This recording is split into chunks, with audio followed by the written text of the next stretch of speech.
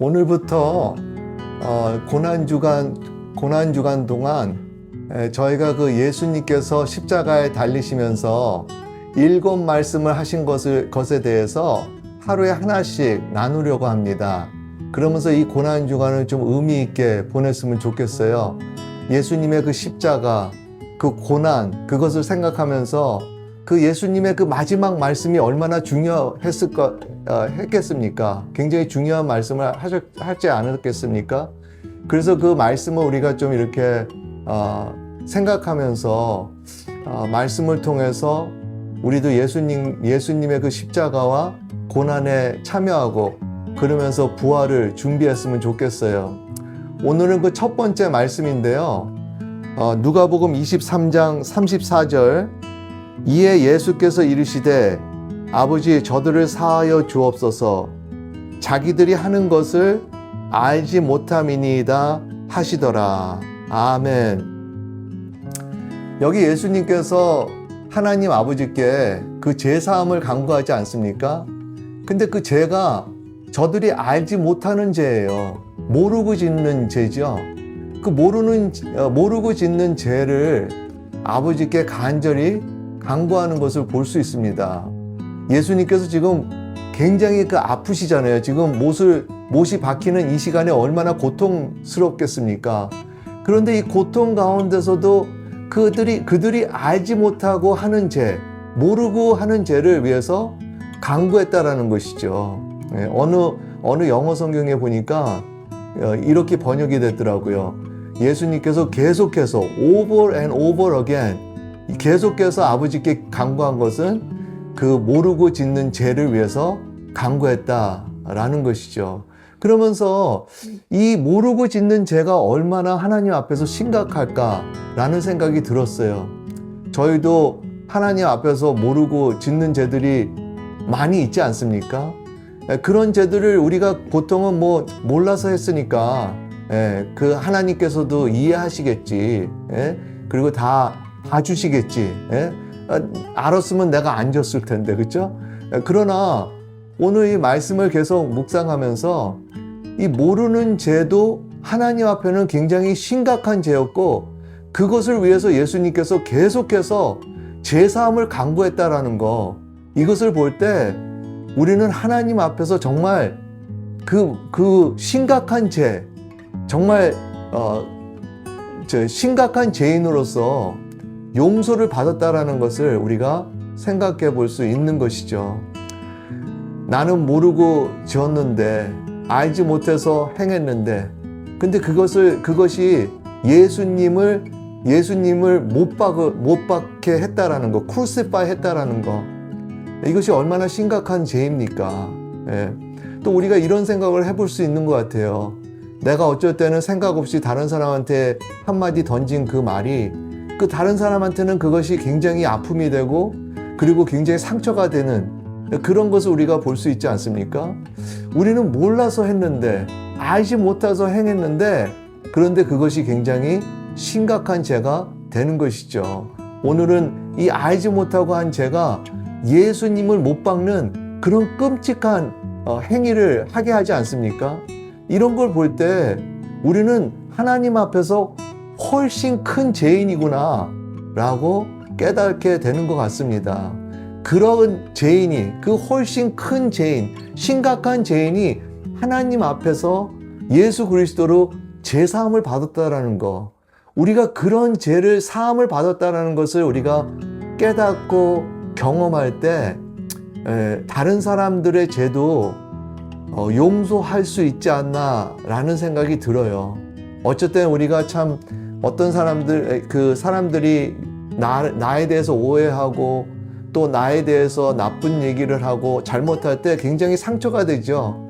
그러면서 참 용서하기가 쉽지 않잖아요.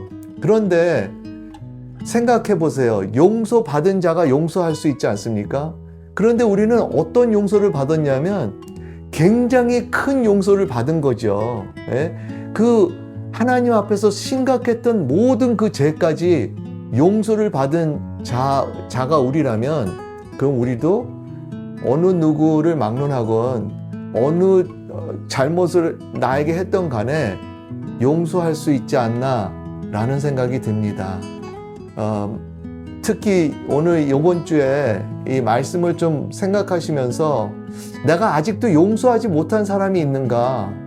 아직도 내가 그 사람을 용서하지 못했다면 이 말씀을 좀 생각하시면서 먼저 내가 하나님 앞에서 그 어메이징한 용서와 은혜를 받았다라는 거, 그 정말 심각한 죄, 그것을 용서받은 나라고 깨닫게 되면 용서할 수 있는 것이죠. 또 우리가 용서할 수 있는 이유가 뭐냐, 제가 한번 생각해 보니까 순종 아닙니까? 우리는 어쩔 때는 감정으로 신앙생활 할 때가 있죠. 기분 내키면 하고 기분 내키지 않으면 안 하고, 이거는 감정이고 이모셔널한 신앙이죠. 근데 그거는 잘못된 것입니다. 우리는 마치 군인이 그 상사가 명령을 내리면 무조건 순종하는 것처럼 예수님의 말씀을 우리가 온전히 순종해야 되는 것이죠. 무조건 순종해야 되는 것입니다. 예수님께서 원수도 사랑하라고 하셨고, 그리고 죄를 용서해 주라 라고 그렇게 말씀하지 않습니까? 그런 그 말씀을 우리가 군인같이 감정으로 우리가 순종하는 것이 아니라 그것을 선택하면서 순종하는 자세, 겸손한 자세로서 우리가 순종하는 것이 필요한 것 같습니다. 그리고 또 우리가 용서해야 되는 그 이유가 뭔가 생각을 해보니까 예수님께서 이런 말씀을 하시죠. 진리가 너를 자유케 하리라. 그 진리는 뭡니까? 예수 그리스도시잖아요. 예수님께서 특히 오늘 그 십자가에서 달리시면서 아버지, 저들의 죄를 용서해 달라고 한 거 아닙니까? 그게 진리잖아요. 그 진리가 우리를 자유케 하는 것이죠. 우리가 그 진리를 따르고 그 진리에 순종하고 그 진리를 우리 삶에 적용할 때 우리가 참 자유할 수 있는 거 아닙니까? 그런데 만약에 우리가 그 진리를 따르지 않고 감정에 지우치면서 기분 내키는 대로, 기분 나지 않으니까 용서하지 않는다 라고 한다면 자유하기는 어렵겠죠. 한번 성도님 여러분들, 여러분들의 삶을 한번 검토하시면서 내가 참 자유하고 있는가? 내가 참 그 삶을 살면서 내 마음의 짐들이 내려지고 있는지, 만약에 아니라면 내가 아직도 용서하지 못하고 있지 않나 라고 한번 질문하시면서, 혹시나 용서하지 못하신 분들이 있다면 이번 주라도, 이번 고난주간 동안에 다 용서하셔서 참으로 자유하시고 참으로 진리를 순종하시고 참으로 예수님처럼 우리가 이렇게 성숙하게 자라가는 우리 모두가 되기를 바랍니다. 오늘 이 말씀을 계속 생각하면서 정말 우리는 그 큰 은혜를 받은 자들이라는 거, 모르는 죄까지, 알지 못하는 것도 우리가 잘못해서 지은 죄, 그것도 예수님께서는 다 용서해 주시고 죄를 사하여 주신다는 것을 오늘 생각하시면서, 혹시나 내가 용서하지 못한 사람이 있다면 이번 주간이라도 해결하시고 용서해 주시고 참으로 하나님께 영광을 돌리는 우리 모두 되기를 간절히 바랍니다. 다 함께 기도하시겠습니다. 하나님 아버지, 오늘 이 말씀 통해 죄사함에 대해서 우리가 생각해 봅니다.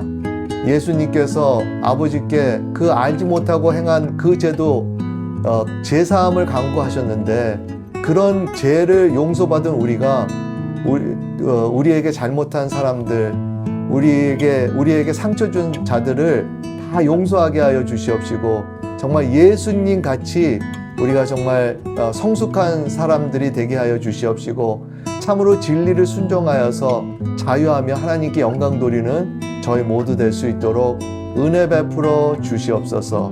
예수 그리스도 이름으로 기도드립니다. 아멘.